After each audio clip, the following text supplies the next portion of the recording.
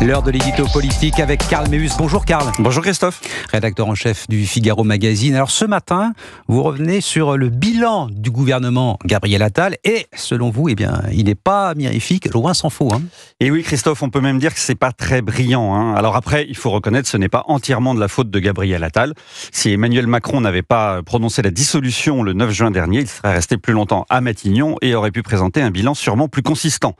Mais là, alors que la démission de son gouvernement va être acceptée ce matin par le président de la République, quand on regarde de près ce qui a été fait en 7 mois, c'est plutôt famélique. Si on était sévère, on pourrait même dire que c'est 7 mois de perdu pour la France. 7 mois pour rien, à ce point, 7 mois de perdu, Karl. Écoutez, à certains égards, oui.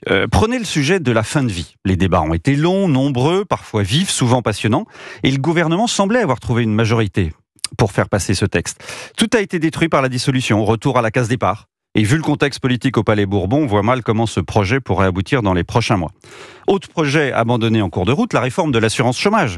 Elle aussi victime collatérale de cette dissolution. Cette fois, Gabriel Attal est le principal responsable de cet abandon en rase campagne des législatives, puisqu'il voulait s'adresser à l'électorat de gauche pour le convaincre de voter pour ses candidats en faisant barrage au Rassemblement national. Il a suspendu cette réforme qui prévoyait de durcir les règles d'indemnisation. Ce cap avait été fixé par Emmanuel Macron dès 2017.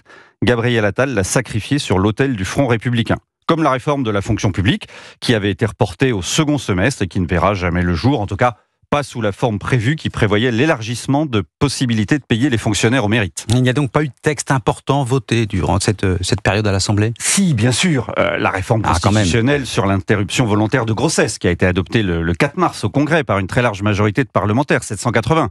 Le Premier ministre a aussi réussi à dénouer la crise agricole. Mais là encore, tout est à refaire. Le projet de loi adopté le 28 mai dernier à l'Assemblée nationale, grâce aux voix de quelques députés LR, devait venir devant le Sénat le 24 juin dernier. La dissolution a tout remis en cause. Si on regarde de plus près, on trouve évidemment des éléments positifs aussi. Il y a eu les primes accordées aux infirmières scolaires, les 10 milliards de dépenses publiques qui ont été supprimées pour tenter de rester dans les clous du déficit budgétaire.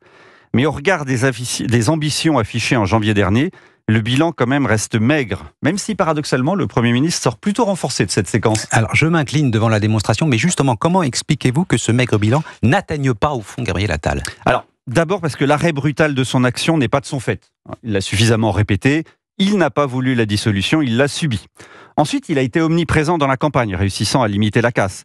Il faut se souvenir que les sondeurs estimaient que les députés de la majorité seraient moins d'une centaine à retrouver leur siège. Ils sont plus de 100, rien que chez Renaissance. Il s'appelle plus Renaissance. Enfin, tout le monde le constate, Gabriel Attal a pris son indépendance par rapport à Emmanuel Macron. Il peut désormais dire « lui c'est lui, moi c'est moi », paraphrasant Laurent Fabius sur sa relation avec François Mitterrand.